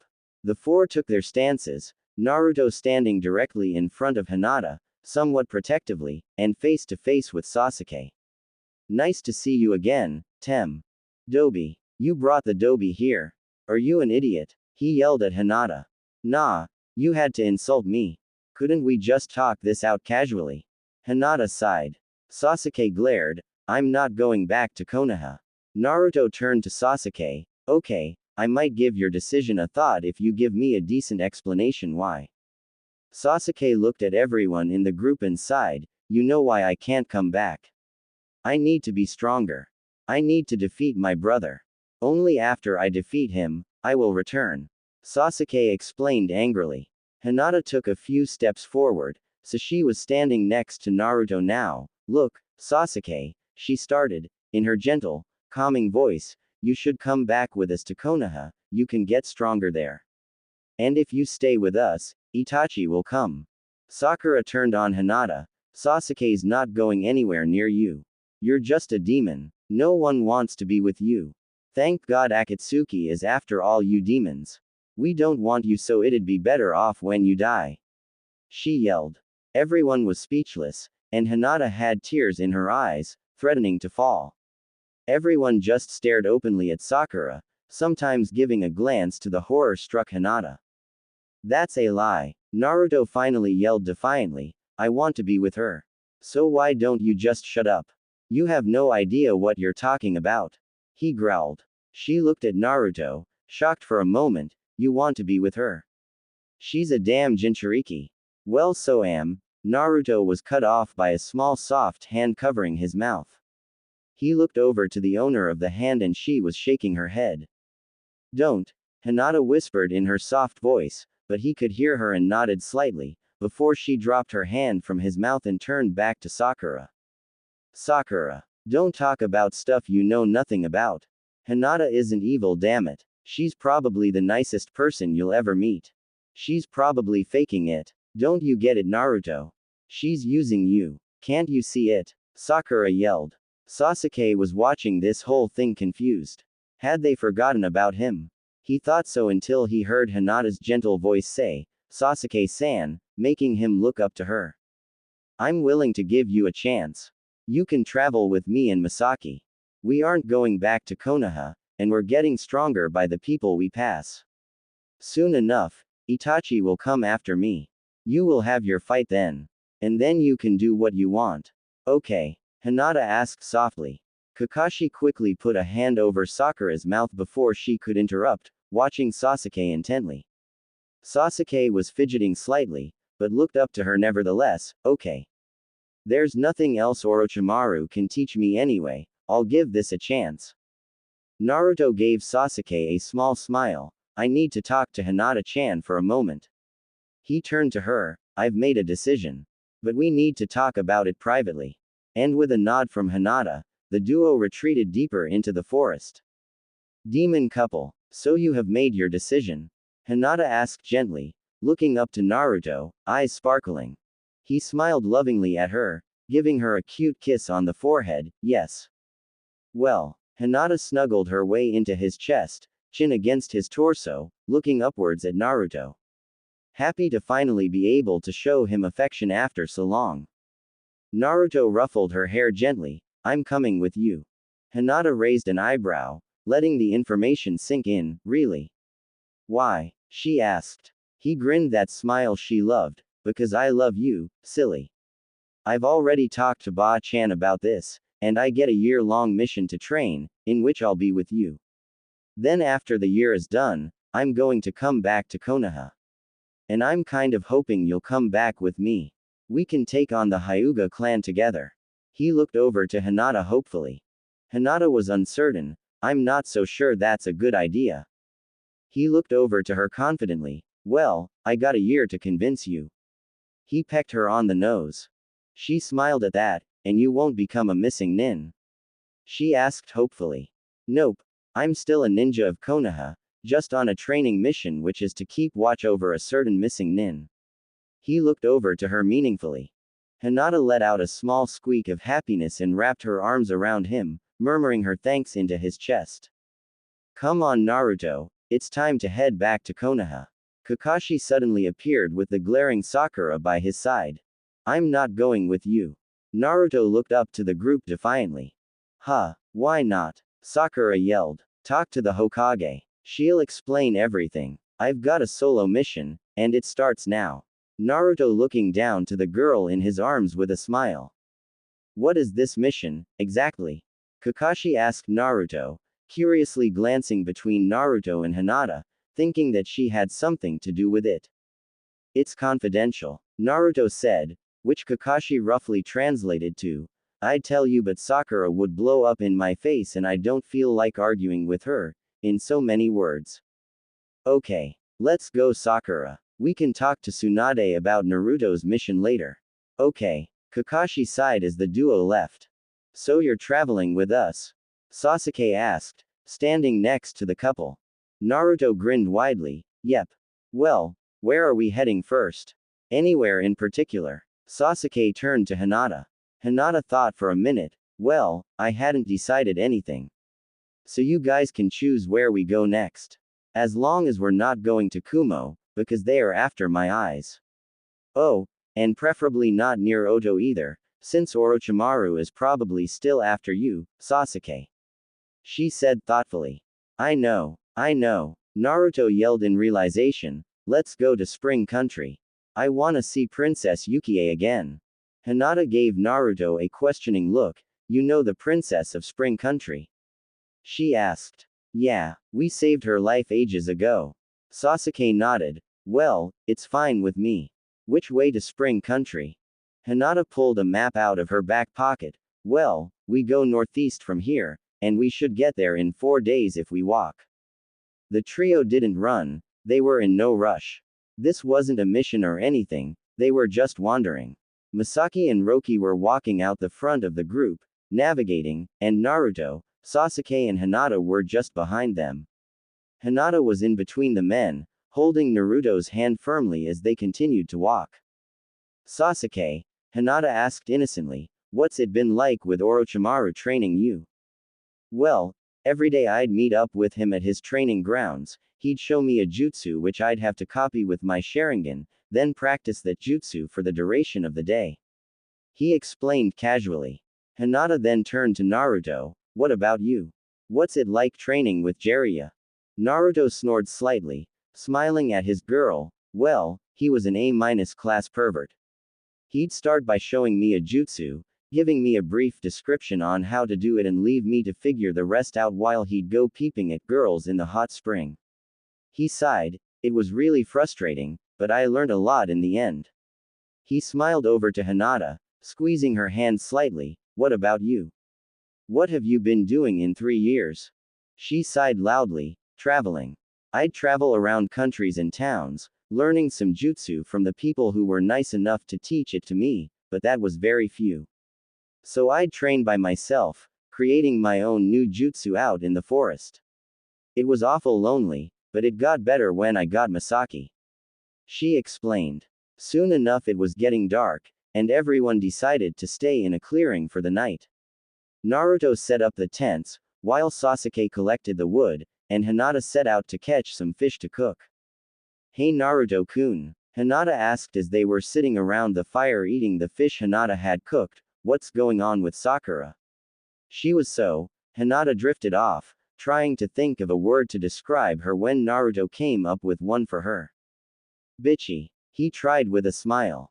Yeah, Hinata agreed, looking over to him, question in his eyes. Naruto sighed loudly, putting an arm around her. I don't know. I really think she's lost it. I'm not sure, she's been like that ever since I got back from my training. She might be jealous. Sasuke tried, making everyone turn to him. Well, you know how you always fawned over her, Naruto. Now that you've finally come to your senses and got over her, she's angry. Naruto thought about that. But she doesn't like me anyway. Why would she feel bad if I finally got over her? She likes attention, Hinata stated, snuggling up a bit more to Naruto's chest. She probably misses the attention that you used to give her and is now angry. Makes sense, Naruto said, wrapping his arms around Hinata as she snuggled into his lap, head resting in the nape of his neck. He smiled when he felt her kiss it softly before she drifted to sleep. This is it, Spring Country, Sasuke said as they walked through two huge white gates. Slowly walking around the nearest town, which Princess Yukie lived, Naruto was first to see the large palace appear in the horizon. There, he yelled, pointing with his free hand which wasn't holding Hinata's. Come on, she said with a smile, let's go. After walking through the front door of Yukie's office, Sasuke and Naruto were engulfed in a backbreaking hug that Hinata happily evaded. Naruto. Sasuke. Who's this new girl? Where's Sakura? You guys have grown into handsome young men. Are you the ninja I asked for? She said with a smile, finally letting go of them and stepping back. She was still rather pretty, in her late 20s, with long black hair and bright eyes. She was wearing a sleek blue dress, since it was summer here, well spring, but the heat was still there. She smiled gently at them as she waited for a reply. Hi Yukie, this is Hinata-chan. And we're just here because we're traveling around for a while. Naruto explained with a smile. Why did you ask for ninja? Sasuke asked, confused. Yukie's expression fell. So you aren't the ninja I asked for. Hinata smiled gently at Yukie. That doesn't mean we won't help. Yukie's eyes brightened when she took in the small girl, who was about up to Naruto's upper chest in size. You're so cute. Yukie squealed and engulfed Hinata in a hug which she couldn't quite evade. Sasuke and Naruto laughed at Hinata's shocked expression as Yukie let go and Hinata stepped back gracefully in between the guys again, giving both Naruto and Sasuke a small elbow in the stomach for laughing. So you can help, Yukie said after the guys composed themselves. Yes, Sasuke answered for the group. Thank you, she said gratefully, pulling out 3 pictures from her desk. Well, there has been a rapist in the city, and I've asked for help because he's out of our league. He's raped these 3 young women in the past week, and with what we know about him, he's ninja. She continued, we also noticed that he goes after teenage girls, and always leaves the girl in the same alleyway when he's done with them. She spat out the last of the sentence, obvious disgust in her voice. We'll get him, Naruto said confidently, before turning to Sasuke and Hinata, who were deep in thought. What are we going to do? Sasuke looked him in the eye. I've got an idea, but you're not going to like it. Especially you, Hinata. Hinata looked up at him, hoping he hadn't come to the same conclusion she had. What is it? Sasuke looked her in the eye. We're going to have to make you his next victim. No, no, no, no, no. Naruto growled at Sasuke. We're not going to put her out there like that. I'll do it instead. I'll do my sexy jutsu and transform into a girl or something. He begged. He's a ninja, Naruto. He'd be able to tell if you're using a transformation by the slight chakra you constantly give out. Sasuke disagreed. Hinata isn't doing it. He held her protectively around the waist, refusing to let her go. Hinata sighed from in Naruto's arms. It's the only way, isn't it? She looked up to Sasuke. No, it's not the only way. Naruto yelled in defiance as Sasuke nodded. What do I have to do? Hinata asked gently. Demon couple. So, practically, we are going to dress you like a. Sasuke said bluntly. I don't like this idea. Naruto protested again. Neither do I. Hinata looked at him, but I'll do it, okay. You won't be far away, and if something happens, you can have dibs on bashing the guy up. Hinata looked over to him, gently kissing him on the cheek. He sighed. Okay. Let's get this over and done with. Demon couple. Sasuke, Naruto, Yukie and Hinata walked through the shops, looking for clothes that would make Hinata stand out in a crowd. And of course there was Naruto, who was announcing his displeasure with the plan every 5 minutes. Sure, he'd agreed to the plan, but that doesn't mean he'd have to like it. Yukie smiled at Naruto's protectiveness over Hinata, as she walked through the aisles, and grabbed a pair of denim mini shorts. This'll do nicely. She smiled, passing the shorts to Hinata before grabbing a tight blue shirt that would show off Hinata's stomach. This is it. She said with a smile, passing the clothes to the protesting Hinata and shoving her into the change room. Hinata sighed as she changed into the very revealing clothes Yukie had given to her. The blue singlet reached her stomach, leaving a gap and showing her well-toned stomach. Her cleavage was also showing a bit, and she knew she was going to feel uncomfortable, but she had to do it. Sighing, she put on the denim mini shorts on, which didn't reach far beyond her thighs. She pulled at the shorts a bit, but after failing in trying to feel comfortable, she opened the change room doors and stepped out. This better be worth it, she thought to herself with a sigh. Naruto was drooling at the sight before him, while Sasuke carefully kept his face unemotional, and Yukie smiled at how the girl turned out. Perfect. It looked better than she had suspected. Yukie had no idea that Hinata had such a great body before this. Naruto quickly snapped out of his drooling. I'm not letting her leave like that. There'll be 10 guys on her in a second. Naruto protested loudly. Yukie thought for a moment. That's it. She quickly disappeared around a corner and reappeared seconds later carrying a pair of silver high heels. Wear these. She placed them onto the ground, letting the blushing Hinata slip her feet into them. Man, you're so goddamn beautiful, it's not even funny. Naruto complimented as he walked next to her. She gave him a small smile, before turning to Sasuke, who was starting to speak. Okay, now you're ready. Keep this in your ear, and yell if you need anything. We'll be following you silently, he explained, handing her a small earpiece that she placed into her ear, followed by Sasuke and Naruto putting their own in their ears. Misaki and Roki will be staying with Yukie as they would attract too much unwanted attention. Oh, and one more thing. Don't ignore or avoid anyone unless you're positive that they aren't the rapist, okay? Don't worry, we'll be watching you, and I'm sure Naruto wouldn't think twice before attacking them if they get too close. He gave her a pat on the back. Let's do this. Hinata nodded to herself, preparing for what she had to do. After Naruto gently kissed her on the lips, he and Sasuke disappeared out of the shop, preparing to act as normal civilians that were unknowingly going in the same direction as Hinata for the night. Hinata took in a deep breath, waiting for the, okay, go, buzz from in her ear before walking out of the shop casually. As soon as she stepped out of the shop, she felt stares on her, and they weren't staring at her face, that she was certain. She sighed uncomfortably and continued to walk down the street, waiting for people to come up to her. Always checking around, but making it look unsuspicious. She smiled when she caught sight of Naruto and Sasuke watching her through the reflection of a shop window, talking amongst themselves about nothing particular.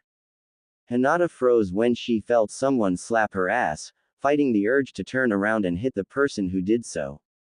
Hey, baby, the man walked around her, until he was face to face with her. Hinata just HMMPHED, quietly, that is no way to speak to a lady, she said, glaring at the man in front of her. He smirked at her choice of words. Then how about we don't speak? He leaned closer, pushing her chin up with his thumb. How about no? She pushed his hand away, and started to walk off before he grabbed onto her wrist. I don't take no for an answer, he said, pulling her back towards him. Hinata had